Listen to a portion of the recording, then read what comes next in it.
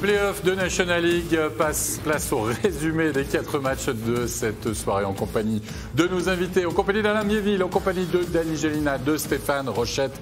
Messieurs, on va commencer tout de suite notre tour d'horizon, si vous le voulez bien, par la série entre Davos et Rapperswil. Davos qui se retrouvait au pied du mur, mené 3-0 par Rapperswil dans cette série. La surprise du championnat qui continue, les nombreux fans qui ont fait le déplacement. Et puis voilà, le mantra de l'ami Volven, qui aime bien, il est tactile, hein, on le sait comme entraîneur, et il le prouve encore une fois. Un petit peu de trash talk, ça vous dit? Stransky, Chervenka, voilà, Bromé, pardon, et Chervenka. On s'explique. Et à ce petit jeu-là, finalement, c'est Davos qui va l'emporter, on va le voir, ou plutôt Stransky qui va marquer le 1-0. Et le pauvre Nifeler. Bon, c'est bien joué, Stransky, Dany, parce qu'il veut faire ça. C'est bien joué, mais c'est surtout qu'il reste sur la rondelle, hein, parce qu'il se reprend à 2 reprises, voire peut-être 3. Il reste dans le jeu, il s'en va pas, il récupère sa propre rondelle. Et là, il y a plein d'opportunistes, parce que lorsqu'il lance la rondelle, il est de derrière. Alors, c'est un geste de désespoir, parce que sur 2 tentatives auparavant, il essaye, et ça touche le derrière de Nifeler, avec beaucoup d'opportunisme, mais il était temps pour Davos d'avoir Stransky sur la feuille de match. 26 buts lors de la saison régulière et premier but seulement dans cette série face à Rapperswil. On va se rendre en deuxième période et là on va vous montrer le vilain geste de la soirée. Nygren qui va aller charger Forer directement à la tête, 5 make match. Et attention aux images et le ralenti qui montre aussi à la violence véritablement Alain Duchoc. Là il a... Je ris, mais c'est du rire nerveux. Ça me fait tellement mal pour lui parce qu'il ne s'attend vraiment pas à prendre ce check parce qu'il ne l'a vraiment pas vu arriver. Et puis il arrive vite. Et Nygren, il n'est pas petit. Il est très solide aussi. Et puis là, je pense qu'il va prendre quelques matchs de suspension. Ouais, il n'a aucun égard pour le puck. Il n'a pas de stick on puck. Il saute légèrement. Tu vois qu'il se fait grand. Alors, il sait que son adversaire est vulnérable. Il peut aller stick on puck, simplement amortir le choc. Il choisit de donner une grosse mise en échec. Et autant on a dit que la mise en échec d'Ellner et puis celle de Schneeberger était légale, celle-là, elle est clairement pas. Toute l'énergie va vers le haut du corps, la nuque et la tête. Et là, il y aura une autre suspension. Ça, là, il faut marquer le coup, là. Là, Nygren, il lève les patins avant le choc et pas avec l'inertie. Regardez, boum. Il se fait grand. Bon, il n'y a pas de coude, il n'y a pas la canne au visage et tout, mais là, il sait touche la tête en premier, hein, on voit là. Bon. Oh là là là là. Ça, c'est la définition. Moi, après le nombre de matchs, je sais pas, mais c'est... J'espère que le joueur, il va bien. On n'a pas de nouvelles. C'est le plus important, oui. On n'a pas trop de nouvelles, mais j'espère que le joueur, il va bien, parce que là, celle-là, il fait mal. Oh. Et puis, elle peut faire mal longtemps. Forer, qui a été touché évidemment sur cette action qui n'est pas revenue au jeu. On va voir une autre charge, toujours dans la deuxième période, 32e minute de jeu. C'est Young. Young, à l'instant, il a pris 2 minutes pour cette charge à la tête sur Mitchell. On sait que cette année, il y a plus de 2+10, donc ces charges avec la tête, c'est... Ouais, encore debout, encore sauté. On se fait grand. C'est ce que, comme Stéphane l'a dit tout à l'heure, on saute, on va chercher haut. De toute façon, Davos, ce soir, fallait durcir le jeu. Le jeu, c'était un des seuls moyens, un des moyens qu'ils ont utilisé pour essayer d'aller chercher le point qu'il leur fallait pour ne pas sortir de la série. Et ils ont durci le jeu et... j'espère qu'ils ne vont pas penser que le match a tourné à cause de ça, parce que là... Mais... Et pourquoi 2 minutes? Je sais pas. Avant, c'était 2+10. Maintenant, c'est 2 minutes, 5 plus make match. Donc, ils ont le choix. Donc, les arbitres ont jugé que ça ne valait que 2. Ça ne valait pas 5. Mais moi, je pense qu'elle va être revue. Je ne serais pas surpris qu'il soit suspendu. Il a sauté. Il a parti de d'épaule, en plus. Il ne va pas avec la bonne épaule. Là. Techniquement, tu te présentes avec stick on puck. Tu as ta main droite en bas. Donc, tu vas de face. Mais là, il se tourne, il se fait grand. Regardez, boum, il vise la tête. Il y aura une sanction, moins que Nygren, mais il y aura une sanction. Et moi, je pas joli. Pas joli du tout. Il va là pour faire mal. C'est surprenant parce qu'il saigne aussi. Ouais, il a chopé sur pour moins que ça, moi, j'avais eu pénalité de match à Berne une fois, match 7, avec Lausanne. Et là, il ne saignait même pas. Là, il y a du sang, il n'y a que 2 minutes, c'est sûr. Ouais, bon, le sang, la conséquence, c'est maintenant, c'est plus blessure. Avant, une blessure entraînait une 5 make match. Maintenant, c'est si tu mets en danger de façon inconsidérée la santé de ton adversaire. Ce qui est le cas dans les situations. Tu vois, si la ligne des arbitres serait la même sur tous les matchs, si vous prenez les arbitres du match de Lausanne ce soir, peut-être que ce match-là ne se déroule pas de cette façon-là. Ça, c'est évident. C'est évident. La ligne du match de ce soir n'a pas été établie. Et du coup, c'était porte ouverte. Et Davos en a profité. On a le sentiment un petit peu que 10 minutes plus tard, ils n'osent pas ressortir un joueur de Davos. Je sais pas, hein, j'en sais rien. Tu viens de sortir Nygren pour le match. Est-ce que tu te dis, c'est un peu moins, est-ce qu'on le remet? Mais là, est-ce que tu prends un gros risque? Là? Je veux dire, on le voit bien, on le voit tous. Ils sont 4 sur la glace quand même, là, je pense, à un moment donné. Oui, dans une situation comme ça, on peut demander au juge de ligne. Mais rappelez-vous que si on avait le règlement NHL, typiquement, c'est le genre de charge que tu vas revoir. Puis tu dis, OK, je pense s'ils vont à la vidéo, je pense qu'après le match, la première chose qu'ils ont fait, c'est regarder la vidéo, où le superviseur leur a descendu dans le vestiaire après, et il a dit, écoutez, les gars, c'était 5. Donc, j'imagine, il y aura enquête, il y aura probablement une sanction aussi. On verra ça demain. On devrait être fixé demain avant 10h. De toute façon, exactement. Si le PSO dit « ça vaut 3 matchs », voilà. Enfin, quoi qu'il en soit, on va plonger à la suite de ce match et voir surtout une grosse possibilité. C'est Chervenka qui va se créer une grosse chance de marquer, un puck qui va passer à côté. Et sur la contre-attaque, c'est Davos qui va aller marquer le 2-0. Le gros travail dans le bulle. Zgragen qui soutient l'attaque, Alain, et qui peut marquer ce but très important puisque ça sera le dernier du match. Oui, tout à fait. Moi, ce que j'aime beaucoup là, on va voir, c'est le travail de Hambull qui commence maintenant. C'est à son âge et comme il fait, c'est vraiment magnifique. Et il prend tout le monde avec lui, il fait un délai, il passe au défenseur. Rapi n'est pas très bien en place non plus. Puis après, le shoot de Zgragen, c'est un peu à la fourreur, on va dire. Il n'en marque pas souvent, mais il marque quand il doit. Et c'est un joli shoot. 2-0, Davos qui est toujours en vie dans cette série. Dany, j'ai envie de dire qu'on a retrouvé les atouts, on a retrouvé Stransky buteur et qui signe un blanchissage, celui qui a été montré du doigt, il faut quand même le dire, Sandro Eschliman, qui était une nouvelle fois dans la cage. Oui, bien effectivement, c'est ce que ça prend de toute façon. Ça prend tes grands monsieur doivent être là lorsqu'il y a des gros matchs. Et Stransky qui revient dans son match, qui revient sur la feuille de match, ça c'est super important pour lui et pour l'équipe. Et que Eschliman fasse il a fait un gros match, hein. Il a été vraiment mis à l'épreuve. Rapperswil a vraiment été très offensif. C'est probablement, Stéphane, tu disais que c'était le match où il avait été le plus offensif de tous les matchs. C'est le seul match de la série où Rapperswil a dominé au chapitre des tirs au but, les chances de marquer. Alors voilà, Eschliman, gros match, grosse performance de l'équipe. Je pense qu'il y a des corrélations qu'on ne peut pas louper en play-off. Et voilà, on en a une. Un gardien, ça te prend ton gardien en séries éliminatoires. Et Davos qui est toujours en vie, on va écouter après ce match une réaction de Valentin Nussbaumer. Valentin, Davos avait l'obligation de gagner ce soir. C'est chose faite avec ce succès 2-0. Effectivement, on avait le couteau à la gorge. Il y a une bonne réaction de l'équipe, on était hyper motivés. On sait que ça va être une longue série et puis il fallait rebondir ce soir et c'est ce qu'on a fait. Qu'est-ce qui a changé par rapport aux 3 premiers matchs qui vous a souri? Écoute, je pense que les 3 premiers matchs, on a eu aussi un peu de malchance. On a fait beaucoup de poteaux, les rebonds n'étaient pas pour nous. Et puis ce soir, on a eu un très bon goalie, on a très bien joué défensivement. Et puis voilà, on a su concrétiser sur nos occasions. Du coup, c'est ce qu'il fallait. Tu nous dis que ça va être une longue série, ça veut dire que l'espoir est maintenant retourné dans le vestiaire davosien. Exactement, déjà ce matin, on était très motivés. Puis après une victoire, voilà quoi. Le vestiaire va reprendre de l'émotion. Et puis on est prêt pour aller gagner un deuxième match samedi à Rapperswil. Merci, bonne suite. Merci à vous.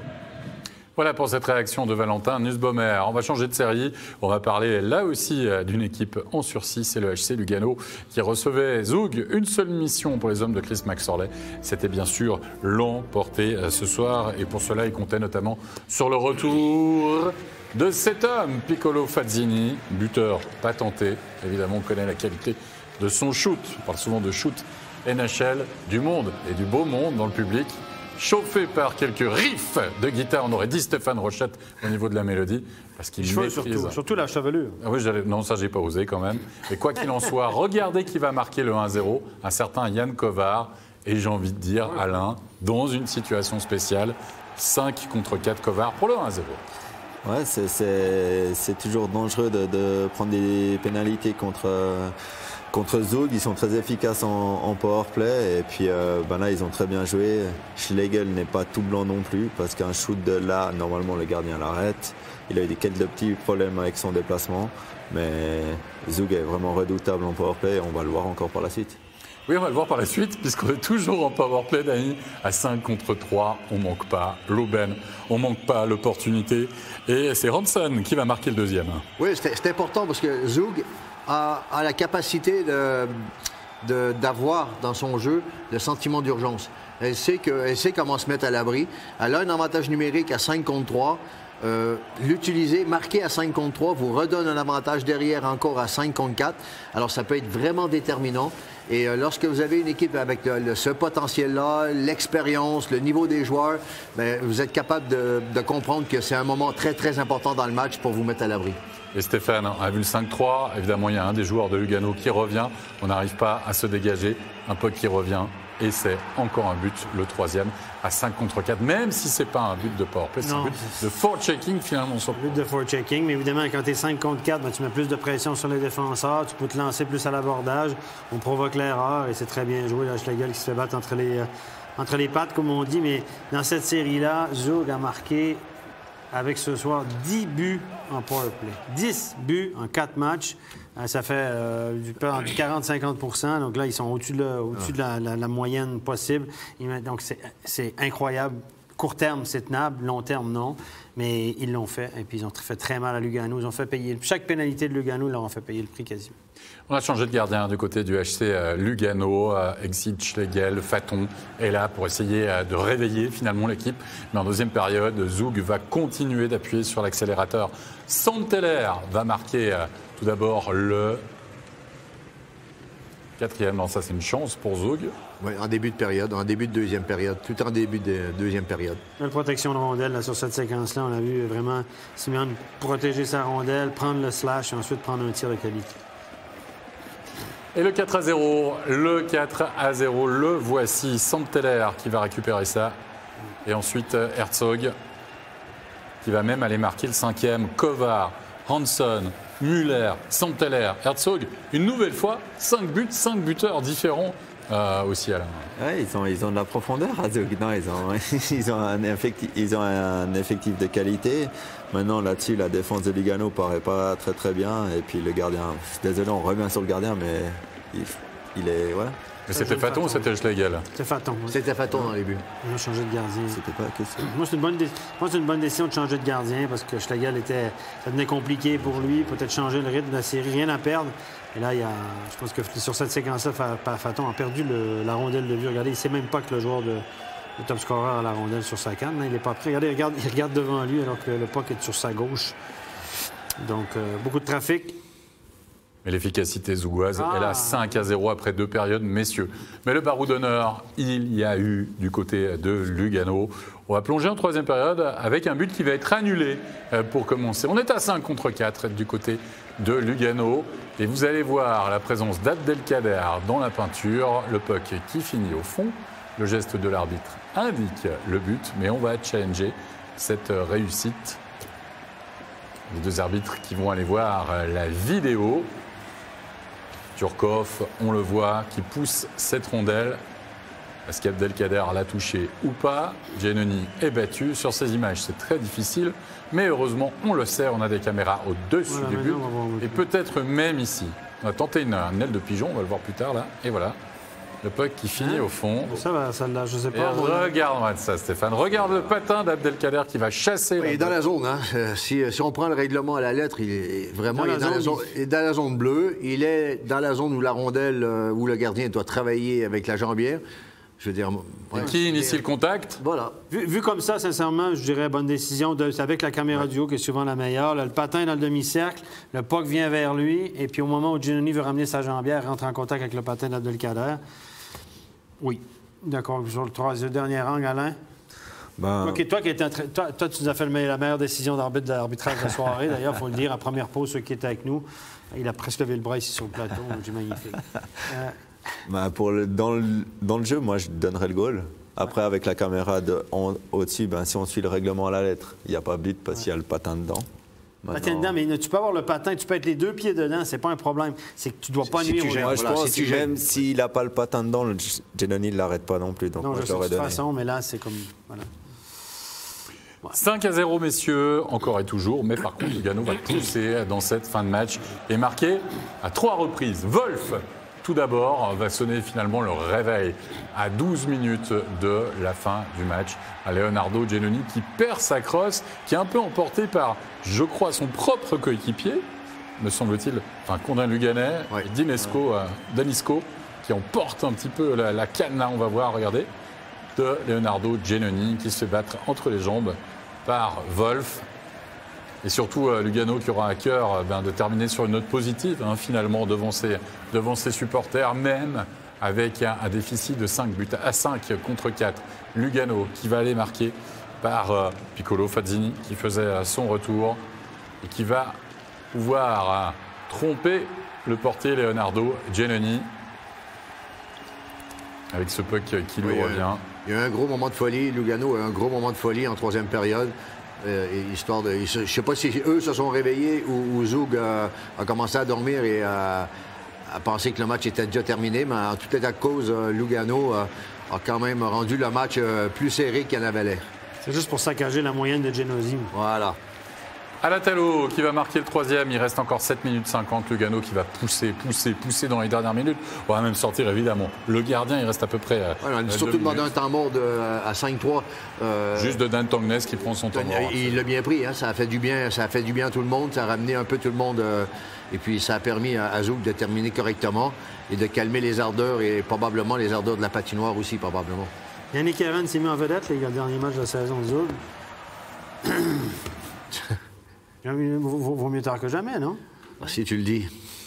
En tout cas, il y a une autre. Non, on ne sait rien encore, on ne sait pas. Il y a une autre vedette ce soir, puisque c'était le dernier match du Capitano, bien sûr, du côté du HC Lugano. Chiesa, qui allait saluer les tifosi. C'est une page qui se tourne quand même, à part ça, Alain, du côté de Lugano, avec le départ de Chiesa. C'est vrai, ça faisait quelques années qu'il était là. C'est particulier aussi, il ne faut pas oublier d'où il vient du club rival d'Ambry. Il a fait presque toute sa carrière à Lugano. Chapeau à lui pour ce qu'il a fait. Chapeau à Chiesa. En effet, pour lui, on ne sait pas du tout de quoi sera fait son avenir. Du reste, parce qu'il ne me semble pas qu'il a décidé d'annoncer sa retraite. Tu m'arrêtes, Stéphane, si je me trompe. J'ai rien entendu, on parlait de lui du côté d'Ajoie, mais semble-t-il, selon les sources proches du dossier, que ça ne se fera pas. À voir. À voir. Je ne sais pas, parce que l'été est encore long, là on est au mois de mars. Les dernières nouvelles, ça ne va pas marcher, mais on ne sait jamais, il peut faire volte-face. Vous retrouverez sur nos réseaux sociaux les interviews des deux côtés du reste à la fin de cette rencontre. On va passer à notre match studio à Lausanne. Fribourg, bien sûr, la série entre club roman Fribourg qui mène 2-1 dans cette série. Et du côté de Lausanne, la première surprise, voire demi-surprise, c'est Tobias Stéphane dans la cage. Pas forcément que ça soit une surprise, mais on nous a annoncé Bolshauser blessé. On l'a vu dans les tribunes de la Vaudoise Arena, mais il ne faisait pas partie du line-up et n'était donc pas gardien remplaçant. Par contre, Eto Berra, bien sûr, dans la cage du côté de Fribourg-Gotteron. Une première période marquée, on va dire, par des occasions, pas beaucoup. Ça va trancher par la suite. Peut-être une des plus grosses, Julien Sprunger, mais la bonne intervention de Tobias Stéphane. Dany, 2 occasions, on va dire, pour Fribourg à quasiment rien sur ces 20 premières minutes. Oui, effectivement. Là, c'est une occasion réelle en situation de 4 contre 4. Ça explique pourquoi il y a beaucoup d'espace. En général, on peut arriver à créer beaucoup d'occasions. Mais c'est vrai qu'il n'y a pas eu énormément d'occasions. Puis le match a eu du mal un petit peu à s'emballer. Je dirais même qu'au niveau de l'ambiance, ça a été quand même assez compliqué au niveau de... C'était pesant. C'était une soirée assez pesante. Est-ce qu'il s'est emballé une fois le match? C'est la question. Tu dis qu'il y a du mal à s'emballer. Si, mais on va y arriver tout à l'heure. On va y arriver tout à l'heure. On va y arriver un peu plus loin. Qu'il s'est emballé. Pas longtemps, parce que Fribourg a eu pas la main mise sur le match, mais en tout cas a eu la main fine pour justement repousser les ardeurs lausannois. On va les voir plus loin. À l'extérieur, Lausanne. Exactement. Fribourg, il fallait contrôler le match, c'est ce qu'ils ont fait. C'est ce qu'ils ont fait de bonne manière. On a beaucoup parlé d'arbitrage dans cette série. On va continuer d'en parler lors des 20 premières minutes de jeu. Et c'est Alain Miéville, tu l'as dit, Stéphane, qui l'a relevé. Il y a eu un magnifique surnombre qui est complètement passé à l'as. Ouais, bon, la première chose qu'on va dire, c'est que les arbitres ont été loin d'être mauvais ce soir. Il y a deux trucs qu'on peut discuter. Mais je pense qu'ils ont fait un excellent match. Ce soir, ils ont bien géré le truc. On va regarder quand même la décision d'Alain Miéville, qui est une bonne décision, il faut le marquer, qui n'a jamais arbitré un seul match de sa vie, mais là, il l'a vu, celle-là. Il sait exactement en théorie. Regardez, là, il sait compter. Di Domenico est en fin de présence, il veut s'en aller au banc, Lausanne récupère le puck. Regardez bien le geste de Di Domenico qui est évident. Regardez, il fait signe, viens, monte sur la glace. C'est Rossi qui rentre sur la glace. Donc à ce moment-là, si un des deux joueurs, soit Rossi, soit Di Domenico, décide de jouer la rondelle, il y a surnom. s'il joue la rondelle de façon volontaire. Et c'est exactement ce qui arrive. Dès que Rossi est sur la glace, à ce moment-là, les deux joueurs se trouvent dans la zone de changement. S'il y en a un qui joue le puck, c'est surnom. Et là, Di Domenico, au lieu d'aller au banc, il se dit, j'ai peut-être une chance d'aller marquer. Ah, ça, c'est le côté tricheur offensif qu'on adore. Regardez, hop, il part en attaque. Et là, Rossi est encore sur la glace. Dès lors que Rossi est embarqué pour Di Domenico, qui est resté sur la glace, c'est surnom, normalement. Et c'est le juge de ligne qui était juste à côté, à mon avis, qui a raté le coche, là. Okay. Voilà, donc, si Di Domenico ne touche jamais à la rondelle, il n'y a pas de souci. Même s'il saute et il remonte, ça n'a pas de problème. Mais là, du fait que Di Domenico, il changeait pour lui, c'était évident. C'est surnom by the book. Et puis, il n'y a pas de distance au banc. Mais, voilà, c'est comme le fameux surnom qui était discuté lors du match à Lausanne la dernière fois. Il n'y a pas de zone grise pour ça. S'il y en a un des deux qui joue le puck volontairement, même s'ils sont dans la zone de changement, c'est too many men on the ice. Bravo à l'arbitre ici. Le coach aussi l'a vu, hein? Le joueur l'a vu, puis toi, tu l'as confirmé. Voilà. Toi, tu n'aurais pas râlé comme coach sur ça. Oui, tu aurais râlé. Ça dépend quel côté. Oui, non, mais là, c'était flagrant quand même. Et heureusement pour le match, j'ai envie de dire, heureusement pour le match, il n'y a pas de mal. Il n'y a pas de mal derrière. Si Di Domenico marque là-dessus, évidemment, oui, là, il y a un scandale. Je pense que ça aurait causé quelques soucis. On va se rendre en deuxième période. Il s'est passé énormément de choses. Et la première chose, on va encore parler d'arbitrage, désolé, sur l'ouverture du score de Julien Sprunger, 21e minute de jeu. On devrait la voir, normalement, cette ouverture du score. Elle arrive.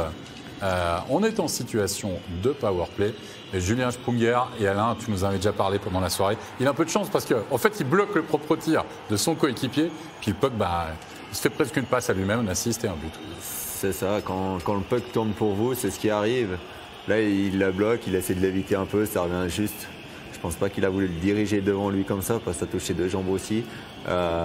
Après, quand le puck tourne pour vous, ça arrive sur la canne et puis on marque. Maintenant, ça, c'est une différence entre Lausanne et Fribourg ce soir. On a fait le calcul avant. Il y a 7 goals d'écart entre les powerplays. Fribourg en a marqué 5, Lausanne en a reçu 2.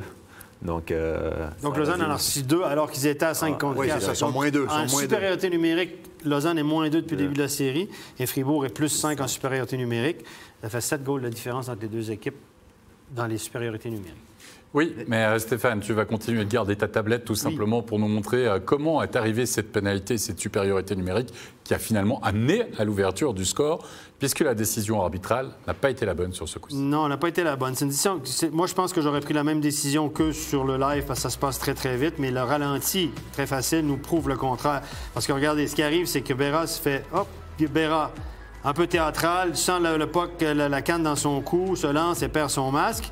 Donc, évidemment, sur le live, tu dis, wow, on dit Berchi a touché à Berra dans le demi-cercle avec sa canne, mais le ralenti va nous prouver que c'est bien la canne de Yecker. Regardez la canne de Yecker qui est ici, là. Elle est là.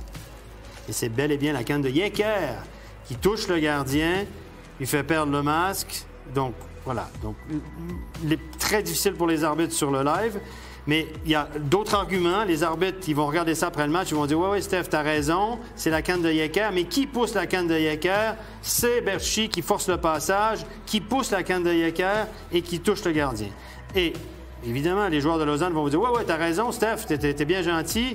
Mais Yecker, il pousse Berchi. Donc, il commet une obstruction. C'est le fait qu'il pousse Berchi qui fait que Berchi arrive là puis pousse sa propre canne. Donc, tous les arguments sont bons. Moi, je vous dis, sur le live, à peu près 99% des gens disaient « Oh, c'est évident ». Et puis quand on décortique, nous, en studio, etc., les gens l'ont revu aussi sur le Vidéotron, bien là, on se dit « Oh, peut-être qu'il n'y avait pas ». Mais là, celle-là, franchement, difficile. Mais vous voyez, quand les étoiles ne sont pas alignées, depuis le début de la série, toutes les décisions un peu de jugement, parce que c'est tout du jugement, c'est à chaque fois tourné en faveur de Fribourg. Donc, les étoiles sont plus alignées en ce que... Mais c'est comme ça. Je veux dire, ce n'est pas l'intention des arbitres. Et chaque petite décision, ça tourne pour Fribourg. Mais Fribourg crée sa chance aussi. Oui, mais en même temps, juste pour revenir sur l'avantage numérique du but, il y a quand même deux choses qui sont très importantes à regarder. La première, c'est que Fribourg récupère 2 ou 3 rondelles avant. C'est-à-dire qu'ils perdent la rondelle et ils vont tout de suite à l'échec avant et ils récupèrent la rondelle. La deuxième, c'est que le tir de Gunderson, c'est pas un tir pour marquer, c'est un tir pour faire marquer. Il voit qu'il y a déjà un joueur devant la cage et il voit Sprunger venir devant la cage et on voit qu'il se dépêche parce qu'il y a une ligne et il met la rondelle au but. Il met la rondelle au but et il crée, avec son lancer, il crée un but. Il ne veut pas marquer avec son lancer. Et c'est exactement ce qui s'est passé. Là, si on veut le présenter à des jeunes joueurs, à des gamins, on a la meilleure photo. Là. Il frappe la cage. Il met la rondelle au but parce que ses coéquipiers vont là. Alors du coup, comme ils vont là, on met la rondelle là. Après, pourquoi ils sont si performants Fribourg aussi cette année là-dedans, ça fait 2-3 ans que c'est les mêmes joueurs qui jouent ensemble et ça aide aussi vraiment. C'est vrai. Effectivement. Bah, vous voulez un même type de but, on va le voir, hein, sur le 2-0, c'est Yaker qui va aller mettre ce puck à la cage. Par contre, Alain, là, c'est moins orthodoxe dans le geste. On a l'habitude de voir ça en matière de football.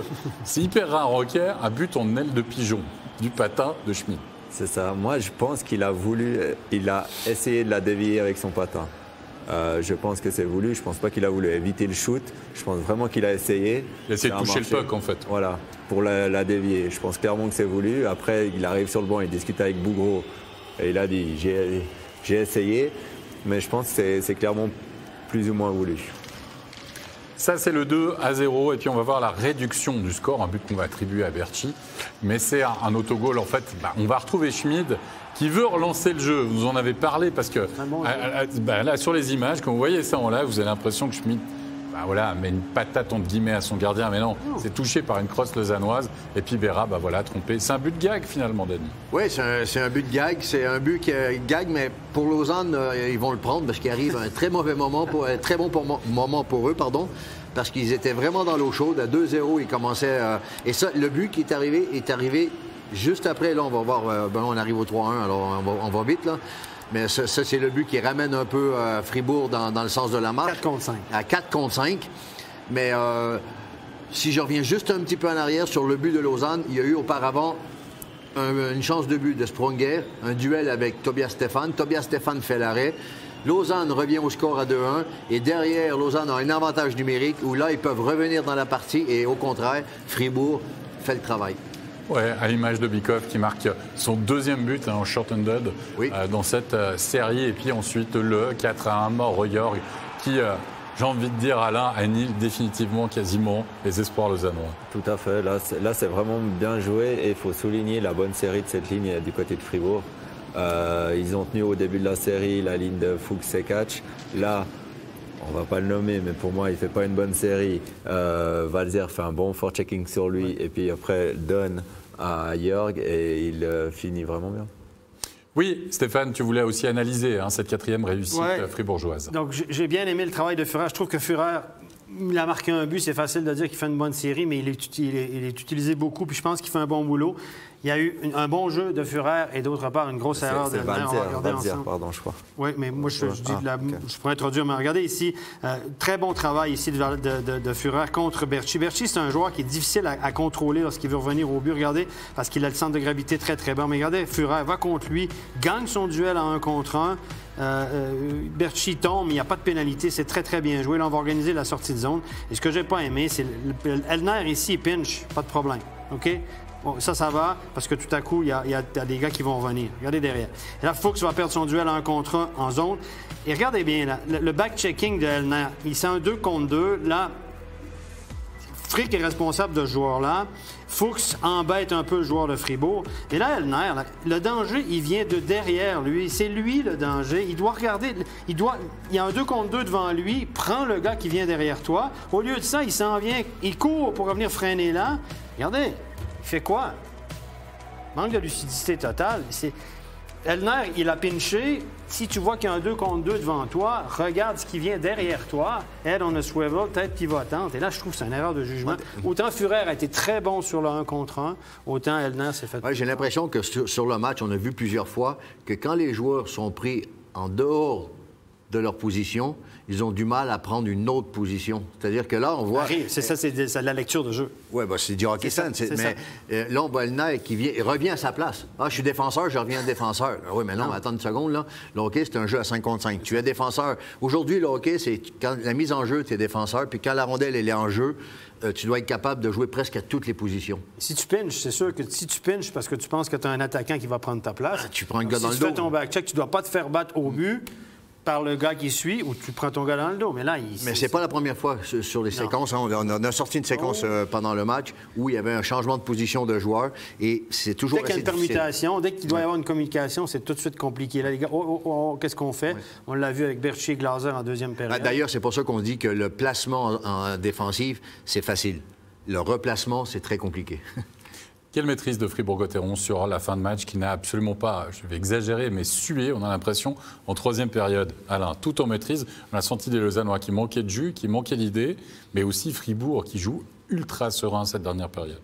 Tout à fait, nous on était là sur le plateau, on espérait que Lausanne allait peut-être enflammer un petit peu le match, mettre un peu d'énergie, montrer qu'ils n'étaient pas morts. Et puis est-ce que c'est la fatigue de tous ces matchs qui est ressortie, et puis ils ont guillemets, abandonné déjà ce match. C'est l'impression qu'on avait depuis là. Et puis Fribourg, si on ne vient pas nous chercher, ils vont rien donner. Ils sont tellement solides derrière.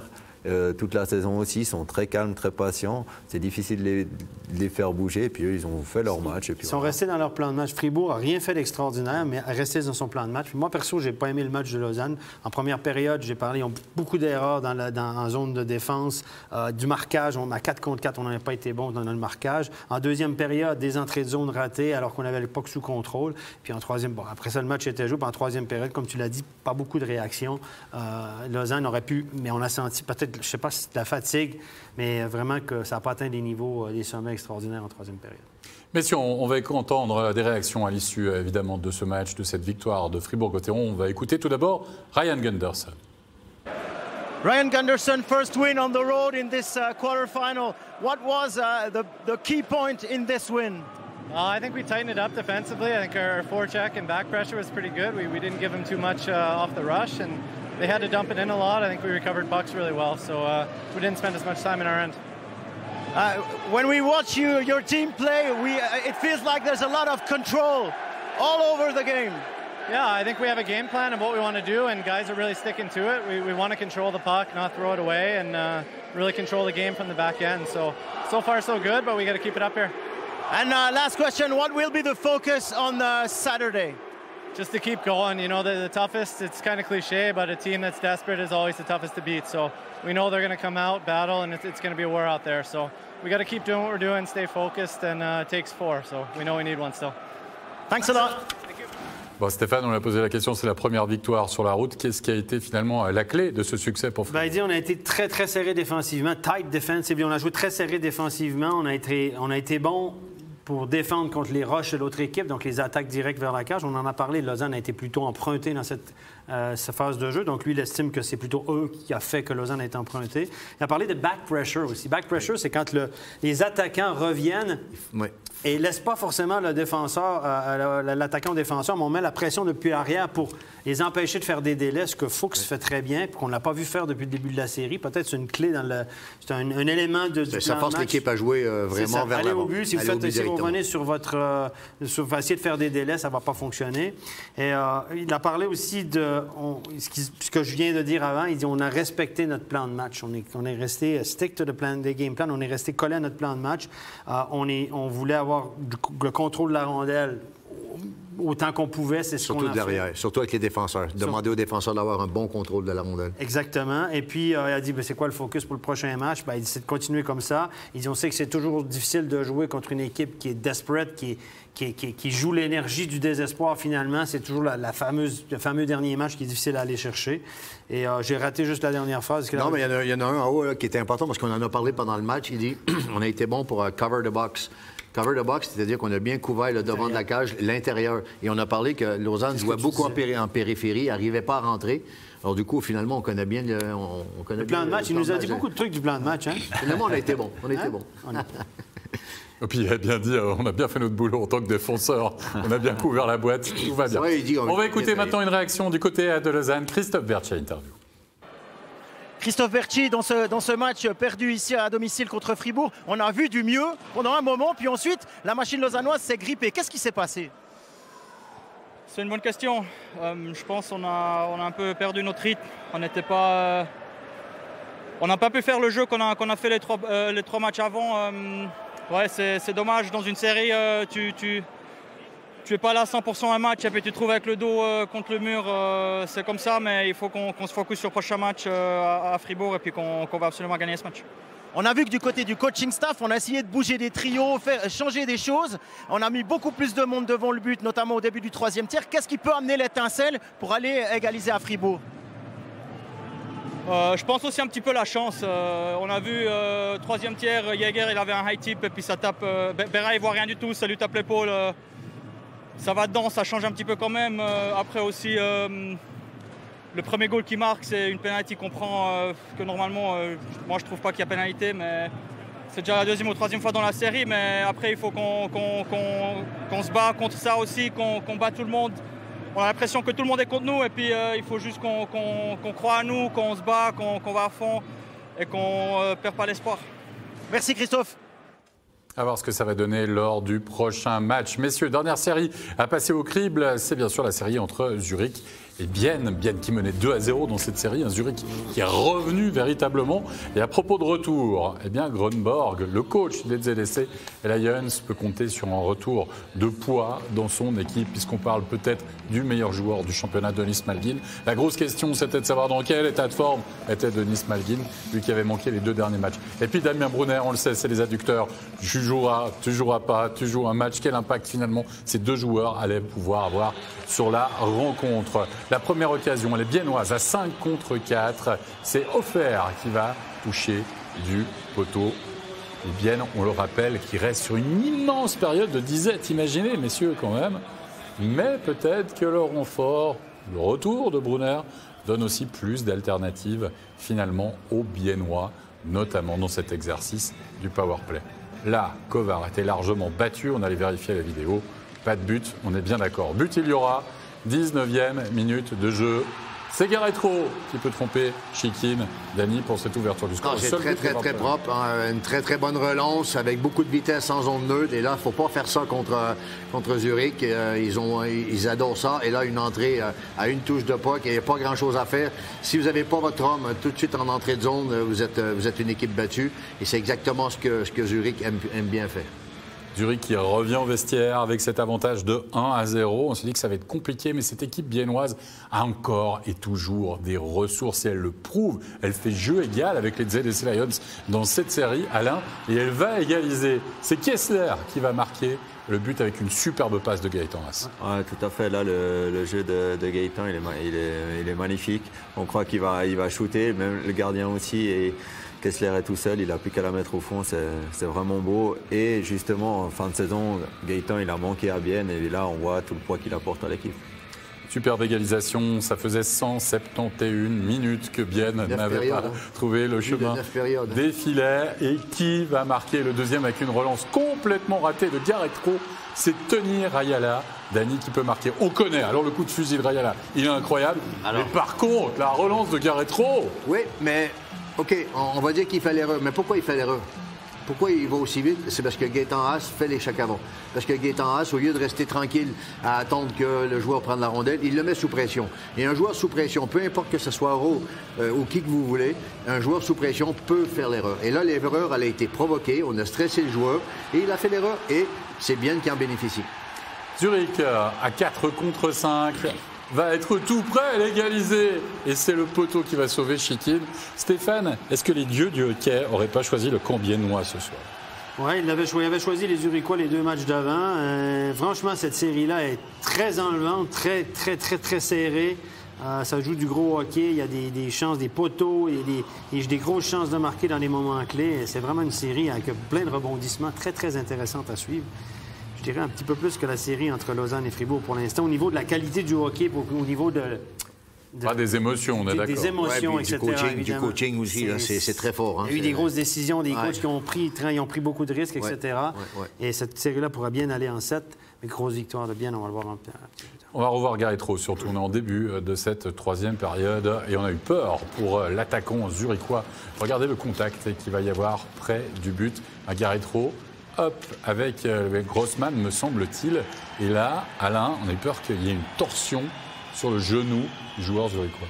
Ouais, exactement. C'est pas des images qu'on aime voir. On ne sait jamais vraiment quand le patin il reste bloqué dans la glace. J'espère qu'il a rien. Je ne sais pas s'il a rejoué après. Il a rejoué après. Alors, il a été blessé gravement un genou l'année passée, le genou droit. Hein. Ouais. C'est celui-là. Ouais, collatéral interne, il était out pendant 2 mois. Donc là, vous avez le doc, super doc à côté de lui. Là. Un des médecins les plus reconnus en Suisse, le doc de Zurich. Très compétent. Je me rappelle plus le nom, alors Bucher. Bucher. Le père de Xeno Bucher qui joue à Gaëté. Très bien français d'ailleurs. Oui. Messieurs, on va voir des chances de part et d'autre. Regardez cette double possibilité. On va voir surtout Kevin Fay qui va d'abord allumer le poteau. C'est Kovar qui va légèrement dévier cet envoi de Kevin Fay sur ses propres montants. On est passé tout près du 3-1 pour Bienne. Et juste après, on va voir peut-être le raté de cette série. Regardez Hollenstein qui rate une cage béante. Comme quoi, ça peut arriver à tout le monde. Alors, je ne sais pas si c'est Noah Delémont qui le gêne un petit peu. Mais la rondelle, elle est un peu sur la tronche, peut-être. Je ne sais pas, mais alors là, ils vont arriver, hein, parce que ça peut tout changer. Hein. Il y avait des lasers, on l'a mis dans les... Dans cette série, il y a eu tellement... il y a beaucoup de choses. De poteaux, de cages vides, des trucs incroyables qui se sont passés. Et puis c'est chaque fois très, très serré. Mais comme ça se joue à pas grand-chose, il y a pas beaucoup... La marge d'erreur est vraiment mince. Et du coup, les joueurs sont vraiment sous pression, que ce soit défensif ou offensif. Et aussi, c'est deux équipes qui veulent jouer vers l'avant. Oui. Qui veulent faire du hockey, qui veulent faire du jeu. Pas comme dans certaines séries où il y a une équipe qui attend plus que d'autres. Et là, les deux équipes veulent vraiment chaque fois essayer d'aller marquer. Elles n'attendent pas dans leurs... Oui, parce que c'est deux équipes où, au niveau de l'ADN, on veut jouer vers l'avant et on sait que notre équipe, ou nos joueurs, le groupe, sont responsables défensivement. Et c'est pour ça qu'ils ont de l'espace vers l'avant, c'est qu'ils ont les responsabilités derrière. S'ils n'auraient pas les responsabilités derrière, je suis sûr que la créativité devant serait serait plus bas. La pression zurichoise va être très intense, évidemment. En fin de match, on a sorti le gardien, mais c'est Bienne à ce petit jeu qui va s'en sortir. Et Offert va pouvoir aller marquer le 3-1. Cette équipe, Alain, de Bienne, c'est déjà la deuxième victoire du côté du Hallenstadion dans la série. C'est assez fou. Ouais, c'est assez fou, mais c'est pas ils le méritent et c'est une équipe qui n'a jamais rien. Ils ont une équipe assez homogène quand on regarde les lignes ce soir avec tout le monde qui est là. Et j'espère juste qu'ils n'ont pas gagné 2 fois pour rien au Hallenstadion. Ouais, en tout cas, le succès évidemment de cette équipe biennoise ce soir en terre zurichoise. Bienne qui reprend l'avantage dans la série 3-2. Et on va écouter l'interview Kevin Fay.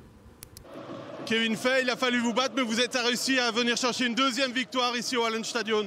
Ah, tout à fait, je pense ce soir, on a enfin eu la réussite. 2 buts, c'est des matchs qui font plaisir à jouer, c'est vraiment, ça joue à très peu.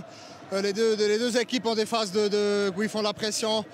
Ce soir, on était les plus chanceux, mais je pense aussi on a amené beaucoup de sacrifices dans le match, on a bloqué beaucoup de tirs, et puis c'est formidable, c'est un bon sentiment de gagner ici.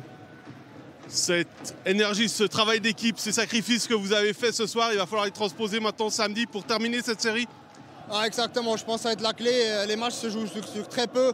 Il faut savoir marquer les buts quand il faut les marquer et puis d'être solide derrière quand il faut être solide.